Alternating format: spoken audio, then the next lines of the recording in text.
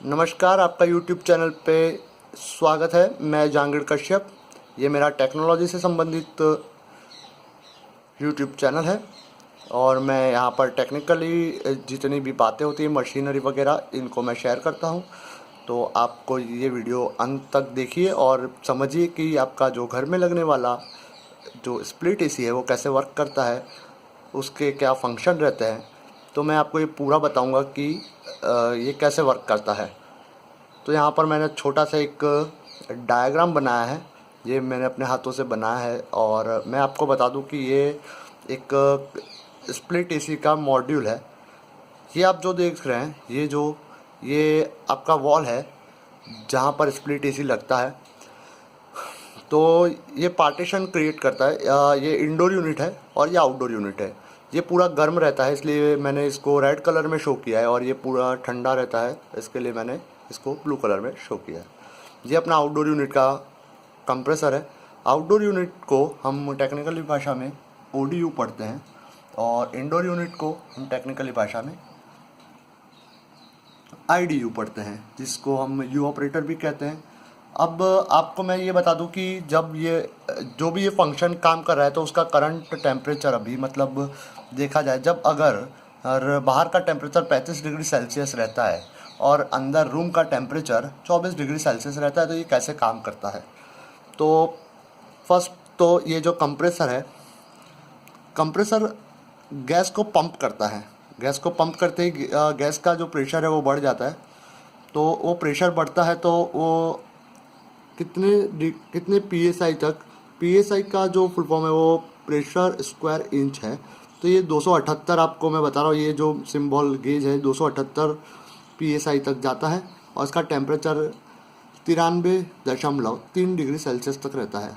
अब ये गैस इस तरफ से रन करता है। ये अपना कंडेंसर है। कंडेंसर में ये जब गैस रन होता है तो ये फैन के द्वारा इसको ठंडा किया जाता है। तो ठंडा होने के बाद आप देखेंगे कि यहाँ पर इसका टेम्परेचर यहाँ से 93.3 डिग्री सेल्सियस से इसका टेम्परेचर यहाँ आते आते 51.7 डिग्री सेल्सियस हुआ है।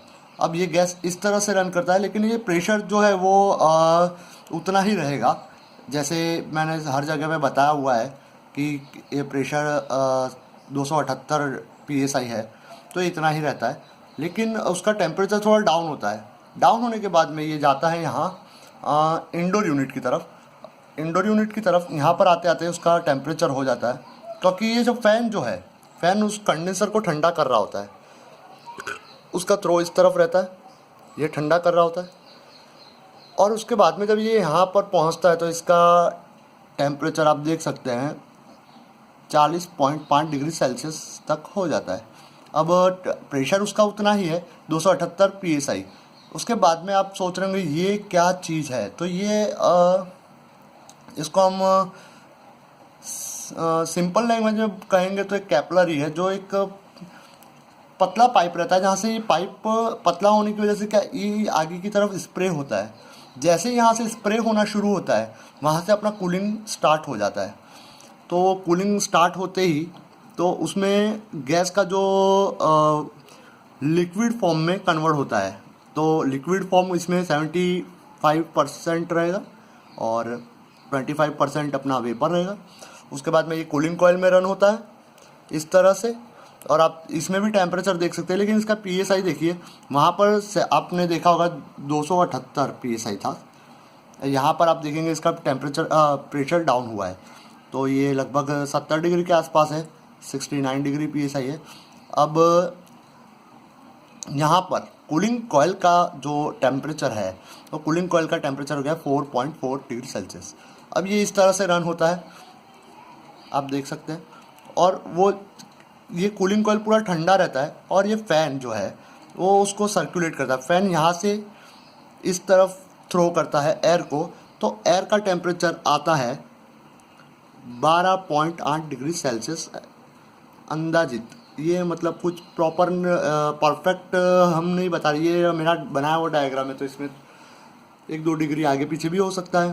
तो हम आगे देखते हैं।